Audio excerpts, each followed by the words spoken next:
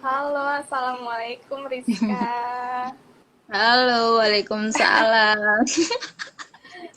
Masya Allah. Ini pertemuan pertama kita ya, soalnya em, sebelumnya kita belum pernah ngobrol-ngobrol, cuma ngobrol di ini doang ya kan. Ya, cuman virtual Oke. ya. Ini Rizka juga gimana virtual ya. kabarnya? Alhamdulillah baik. Iya, Kak Aida gimana nih? virtual doang. Alhamdulillah aku juga baik.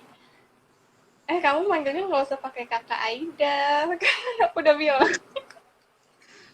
Biar Oh setara iya. aja, setara. Aida aja. Halo Cahya, Kak Aida. Oke, Rizka, kan kita waktunya juga ini ya, apa juga sebentar kita ini dulu ngobrol-ngobrol dulu. Jadi, em, jadi kamu ini eh, kan ini ya baru banget gitu loh, jadi admin jadi anggota di Lekat Pekat gitu. Nah, kamu tinggalnya di mana sih biar biar sobat lekat pekat tuh pada tahu gitu. Kamu coba kenalin diri deh. Kamu Aduh. mahasiswa jurusan apa gitu. Iya. Kalau aku asalnya dari Lampung, aslinya cuman ini stay-nya di Semarang gitu kan. Aku Oh, oke. mahasiswa psikologi juru apa di salah satu univ di Jogja. Wow, Masya Allah. Udah semester 3 ya? Iya, baru semester 3. Oke. Oke. Wah, aku tuh selalu tertarik kalau misalnya ngomong sama orang jurusan psikologi karena emang emang menarik banget sih itu kalau misalnya ngobrol sama orang yang jurusan psikologi. Tertariknya Oke. kenapa tuh? Tertariknya itu pertama karena di jurusan psikologi itu membahas tentang cara berpikir seseorang. Nah, itu menarik banget. Ya kan? Iya. Nah, oke. Oke, Rizka. Tanpa berlama-lama kita langsung aja nih ke sesuai tema yang kita kasih tahu ke sobat lekat pekat, yaitu judulnya apa? Judulnya adalah kegagalan bukan berarti menyakiti diri sendiri, yaitu self harm. Nah, oke. Sekarang apa sih pendapat kamu gitu tentang fenomena self harm yang sekarang ini banyak terjadi, Rizka? Fenomena yang menyakiti diri sendiri gitu ya. Sekarang tuh udah Iya. banyak banyak banget ya gitu beritanya. Apalagi kayak kemarin ada kasusnya Kak Novia gitu kan. Dia nyakitin diri sendiri.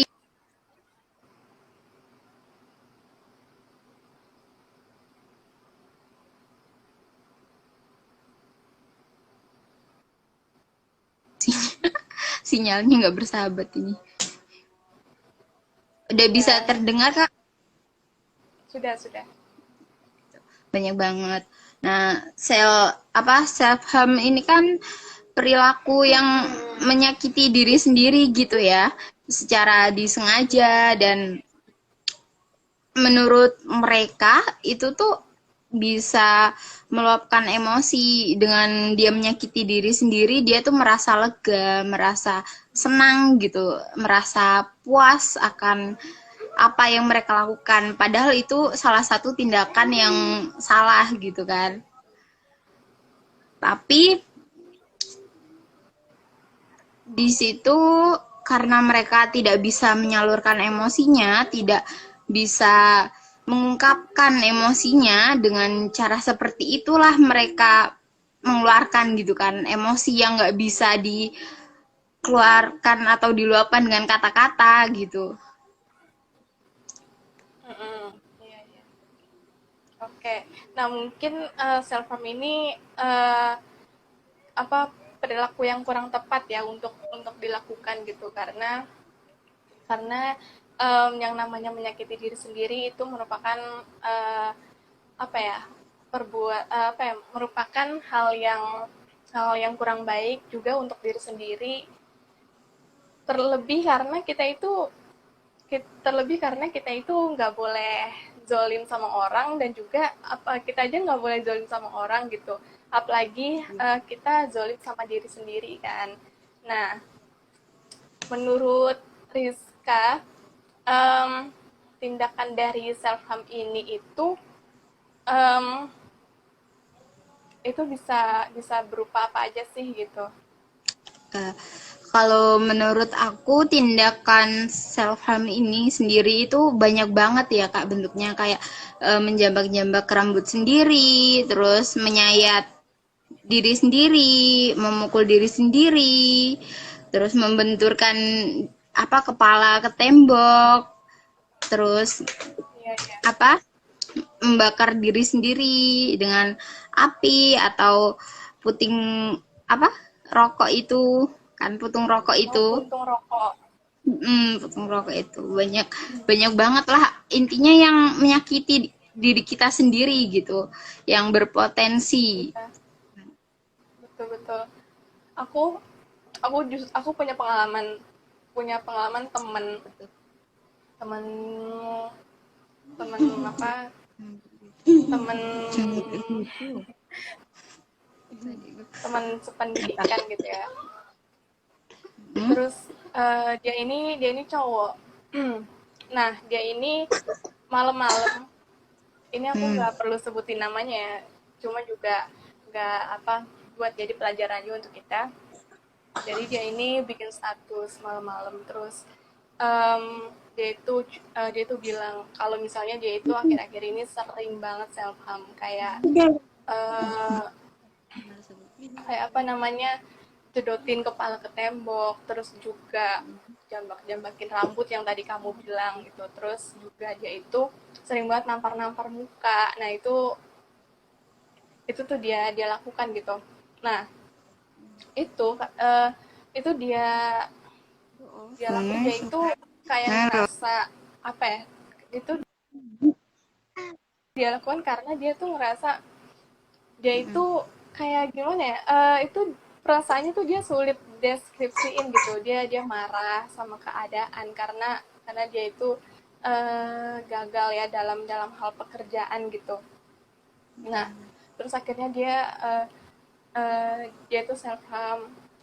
Nah, katanya dia juga apa, em, sering banget begadang, terus pola makannya nggak teratur, pokoknya dia itu sengaja untuk melakukan itu karena pas dia melakukan itu dia mendapatkan kepuasan dari menyakiti dirinya sendiri gitu. Nah, pas pas itu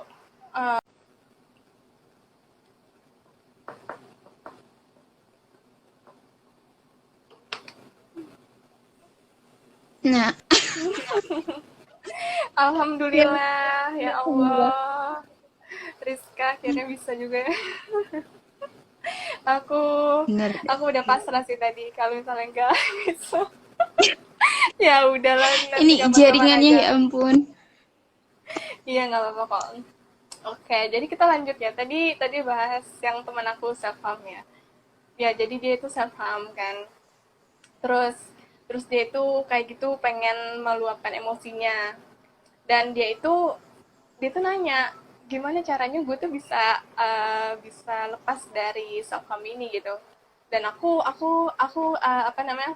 Aku saranin dia buat ke psikolog, atau mungkin dia itu aku sih nggak nasehatin dia ya, kayak misalnya lu nggak boleh kayak gitu, itu dosa gitu ya. Itu udah jadi asumsi lah ya, kalau misalnya orang self harm tuh nggak boleh kayak gitu, nggak boleh digituin gitu. Nah, akhirnya aku bilang kalau misalnya butuh cerita ya cerita aja gitu sama gue. Terus kalau misalnya mau butuh bantuan untuk ke psikolog ya pasti aku bantuin gitu. Nah, gitu sih Rizka. Jadi emang kalau misalnya orang self harm itu emang emang apa namanya, emang dia tuh kayak kayak butuh apa ya, butuh em, butuh tempat cerita, terus dia tuh juga juga pengen Ya meluapkan ampun. emosinya tapi nggak tahu gimana caranya gitu. Nah, kalau menurut kamu, emosi yang nggak diluapkan itu bisa ya kayak gitu ya? Apa namanya, maksudnya kalau misalnya Stefan tuh bisa meluapkan emosi gitu, Riz. Mm. Ya ampun. Gimana, Rizka? Maaf Kak, diulangin lagi. Ya ampun jaringan. Oh, oke, oke. Oke. Jadi kayak gini, eh apa ya?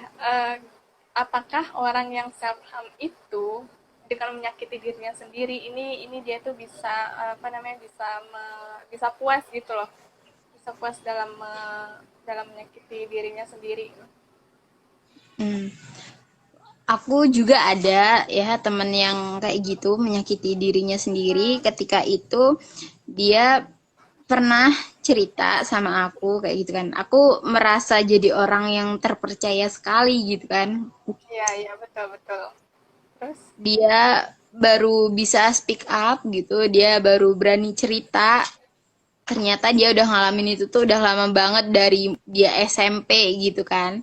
Terus dia bilang sama aku, katanya kalau aku lagi sendirian itu aku maksudnya lagi dalam keadaan kayak lagi emosi kayak gitu, mau marah itu tuh nggak bisa kayak gitu. Terus aku bisanya cuma ngelapin ke diri sendiri, kayak aku tuh suka njambak-njambak rambut sendiri, aku suka kayak pengen nyayat tanganku sendiri. Terus aku juga kayak suka benturin kepalaku di tembok, dia bilang kayak gitu kan. Terus aku tanya, hmm, kamu apa yang dirasain waktu kamu ngelakuin kayak gitu? Terus dia bilang katanya, aku punya kepuasan tersendiri gitu. Aku bisa ngerasa lega iya, saat aku melakukan itu kayak gitu kan. Di waktu itu kan masih SMK, aku kan SMK ya. Aku hmm, aku kaget dong. Masa sih? Kok bisa kayak gitu kan? Pas aku sadar kayak itu tuh tindakan yang nggak baik, tapi gimana, kita kan sebagai temennya dia udah percaya sama aku kayak gitu kan, aku cuman kayak bilang ya udah, jangan dilakuin lagi, kasihan diri kamu kayak gitu kan, kasihan kasihan badan kamu. Terus kata dia ya abisnya mau gimana lagi gitu kan, aku punya iya, betul. emosi yang aku pendem, terus aku susah ngungkapinnya pakai kata-kata gitu, nggak bisa diungkapkan pakai kata-kata perasaanku, kata dia.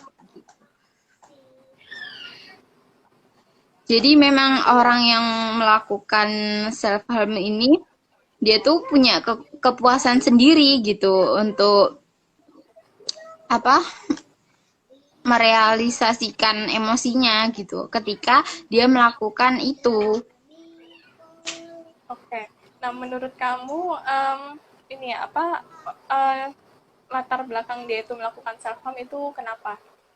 Apakah dia itu baru aja ngerasain kayak hal yang menyakitkan gitu dalam hidupnya, entah mungkin dia itu kekurangan kasih sayang, terus makanya dia itu bisa menyakiti dirinya sendiri, atau mungkin dia itu em, apa ya, mengalami kegagalan dalam hidupnya, terus dia itu makanya kayak ngerasa diri ini nggak berharga, nah makanya dia itu nyakitin dirinya sendiri. Nah, itu latar belakangnya tuh kenapa ya kalau misalnya orang itu self harm? Bisa, banyak banget sih ya latar belakangnya. Maksudnya ada faktor internal juga ada faktor eksternal. Yang pasti kalau aku bicara tentang teman aku ini, dia ada faktor internal yang dia nggak bisa cerita ke orang lain gitu, nggak bisa speak up, cuman dia sendiri yang bisa mendem. Itu karena kegagalan pernikahan orang tuanya. Maksudnya Oh, broken home. ada ada pengalaman dari dia sendiri gitu loh. Di saat itu dia ngerasa kayak apa, kurang percaya diri, terus dia ngerasa kurang diperhatiin sama orang tuanya, jadi buat dia seolah-olah kayak dia nggak pantas untuk dikasih perhatian kayak gitu. Dia nggak pantas untuk hidup. Oke, berarti dia itu orang tuanya cerai gitu. Eh, Waktu itu orang tuanya nggak sampai cerai, cuman berantem. Tapi kan namanya anak Oh, gitu oke. kan, pasti kerekam di memori kita gitu. Kalau Betul, orang tua berantem di depan kita, apalagi saat itu kita masih kecil gitu kan. ya, betul betul. Oke, jadi emang faktor internalnya dia ya, kayak kalau faktor internal itu dari dalam dirinya sendiri, eksternal itu dari luar dirinya sendiri. Nah, berarti ini faktornya eksternal ya, kalau misalnya dari lingkungan keluarga ya. Karena Iya, terus karena ini internalnya dari pengalaman dia itu. Pengalaman dia oh, melihat orang tuanya. orang tuanya kenapa? Dia gimana, Kak? Orang tuanya itu kenapa? Ya, orang tuanya suka berantem. Itu kan jadi dia Oh, pengalaman I kayak see. Oke. Oke, nah jadi emang emang Serkom ini latar belakangnya bisa macam-macam ya. Ada yang dari internal, eksternal.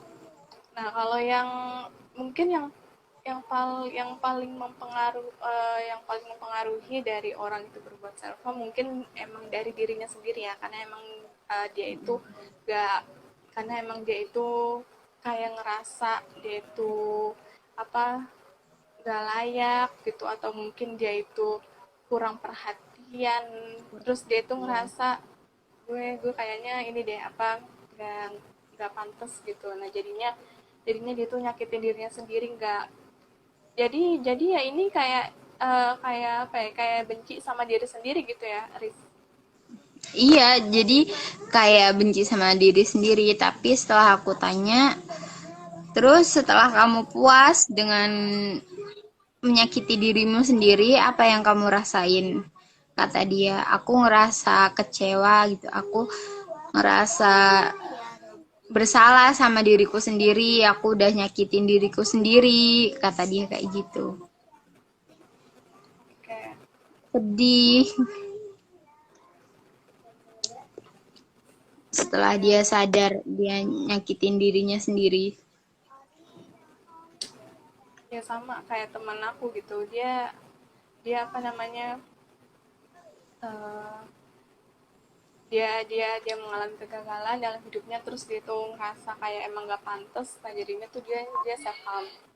Terus pas terus dia itu kayak kayak frustasi gitu sih. Maaf, bukan frustasi tapi kayak Jadi, kayak kayak apa ya, dia tuh pokoknya benci dia sama dirinya sendiri, makanya dia tuh kayak gitu. Soalnya soalnya eh, dia tuh sering kayak curhat gitu. Nah, terus aku tanggepin, cuma ya tanggepinnya ya aku tetap kayak kayak apa ya, kayak ngerasanya tuh kayak kurang kurang tepat karena aku bukan anak psikologi juga. Nah, jadinya aku kayak kayak coba apa ya, apa ya namanya, memposisikan diri aku sebagai diri dia, jadi tuh kayak aku ngerasain luka dia tuh kayak gimana gitu. Nah, jadinya aku kayak kayak kayak coba untuk merasakan apa yang dia rasakan gitu. Kalau misalnya aku jadi dia, mungkin aku akan seperti ini gitu. Nah, jadi lebih kayak ke ke merefleksikan ke diri aku sendiri sih kalau misalnya aku jadi dia gitu. Nah, tapi menurut kamu penanganan yang paling tepat untuk orang yang self harm ini tuh itu gimana, Riz? kalau aku sendiri kayak penanganannya untuk mereka kayak sebenarnya mereka tuh bukan karena kurang iman atau cari perhatian ya. Emang karena coping stres mereka yang kurang baik, karena mereka nggak bisa merefleksikan emosi mereka dan akhirnya mereka menyakiti diri sendiri gitu kan. Emang nggak mudah sih, nggak mudah untuk nggak semua orang tuh mudah terbuka dan bercerita tentang apa yang dia alamin kayak gitu kan. Jadi kalau untuk aku sendiri sebagai aku memposisikan sama seperti Aida ya sebagai temennya, aku bakal apa?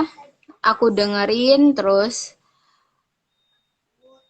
kita berempati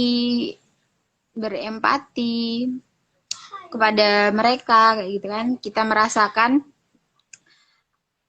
gimana kalau kita yang jadi mereka kayak gitu. Sulit, sulit. Nggak semua orang tuh bisa speak up kayak gitu kan. Aku juga nggak menyalahkan mereka yang maksudnya nggak bisa speak up. Emang kan orang kan beda-beda kayak gitu ya. Sebenarnya kalau apa namanya untuk teman curhat sendiri nggak harus anak psikologi, yang penting mereka itu Iya, butuh pendengar yang baik gitu kan, yang bukan iya, nasehatin tapi ya mereka tuh cuman pengen didengar gitu loh. Aku cuman pengen didengar, ini aku capek loh, aku lagi emosi tapi aku nggak bisa nyalurin emosiku kayak gitu kan. Kebanyakan kan orang sekarang kalau misal kita cerita nih malah dinasehatin gitu ya. Jadinya kan gimana ya, padahal kita cuma mau didengar. Nah, mereka ini cuman pengen didengar, nggak mau maksudnya dia cuman butuh didengar. iya. Emang manusia itu butuhnya didengar ya, gak suka dicuekin juga ya. Nah, karena Iya. kalau misalnya dicuekin pasti dia akan merasa hal-hal yang lain gitu. Oke, kita lanjut. Kalau kalau kalau dari psikolog itu itu tepat gak sih, Riz, kalau misalnya dia itu sampai nggak bisa berhenti untuk self harm, jadi langsung ke psikolog gitu. Ya sebenarnya lebih baik apa ya, kita rangkul rangkul maksudnya dalam arti kita rangkul mereka, kayak kita berempati kepada mereka, terus kita pelan-pelan karena semua itu butuh waktu ya, nggak langsung kamu apa ngejudge mereka kamu gini gini gini kan, nggak gitu kan. Betul. Yang ada mereka lebih tertutup lagi sama kita gitu. Pelan-pelan kita arahkan untuk lebih baik kamu ke profesional kayak gitu kan, entah ke psikolog. Paham, lebih baik jangan dijudge dulu, rangkul mereka, empati kepada mereka, dan kasih tahu, beritahu pelan-pelan kepada mereka untuk pergi ke profesional gitu kan, yang lebih amannya gitu kan, nyari nyari amannya aja. Iya, Karena oke. kalau kalau apa nggak kayak gitu, maksudnya dia nggak pergi ke profesional, bisa suatu saat dia apa tidak bisa coping stres yang baik lagi dan ada kecanduan kayak itu kan lebih parah lagi kan, bisa menjerumus ke bunuh diri juga. Itu temen aku juga, dia bilang sama aku kayak pernah ada bisikan untuk bunuh diri, kata dia kayak gitu. Oh, alah. Terus bunuh dirinya itu bunuh dirinya itu pas dia usia berapa? Dia belum bunuh diri, maksudnya ada bisikan dia Oh iya, suruh. maksudnya oke. Oke, maaf maaf. Jadi dia ini apa ada niatan untuk bunuh diri, tapi dia ini mau bunuh dirinya itu di usia berapa gitu? Di usia berapa ya, SMP, dia 2001 SMP. Oh, 2001, berarti umurnya sekarang 20 tahun ya? Sama kayak aku Mm-mm. berarti. Oke. Ya. Um, Oke, berarti emang harus ini apa? Harus memperbesar empati ya. Kita sebagai teman gitu kalau misalnya ada teman yang self harm.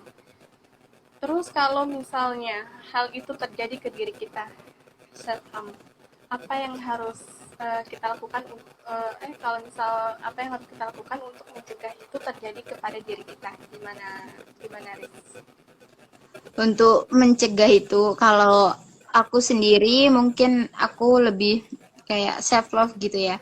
Self love itu cara kita mencintai diri kita sendiri, bukan hanya mencintai tapi kita lebih mengenal diri kita sendiri. Karena itu juga bisa membuat kita tahu apa yang harus kita lakukan ketika kita tidak merealisasikan emosi kita dengan baik gitu. Apa sih yang kita mau kayak gitu. Sebenarnya aku lagi ngerasain emosi apa sih ini kayak gitu kan. Jadi kan kita lebih kenal lagi sama diri sendiri. Gitu sih. Oke, jadi lebih ke memvalidasi perasaan yang muncul dari diri kita sendiri ya, Riz. Iya. Di aku Oke. lebih banyak belajar sih. Aku lagi lebih banyak belajar kayak ternyata masuk aku kan banting setir kayak gitu kan. Aku dari SMK-nya akuntansi masuknya ke psikolog kayak gitu kan jauh Oh, banget perbedaan. iya.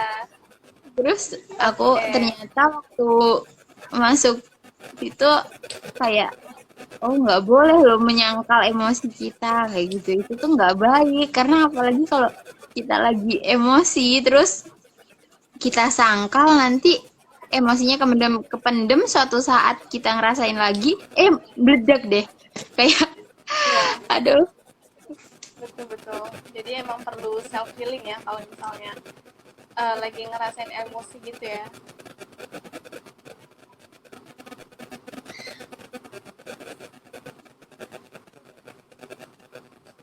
Nah, oke Rizka, karena kita udah ini ya udah bahas tentang self harm, terus juga apa yang menjadi latar belakang orang itu untuk self harm, terus apa yang harus kita lakukan sebagai teman kalau misalnya ada teman kita yang melakukan self harm atau mungkin diri kita sendiri, nah itu kita udah bahas.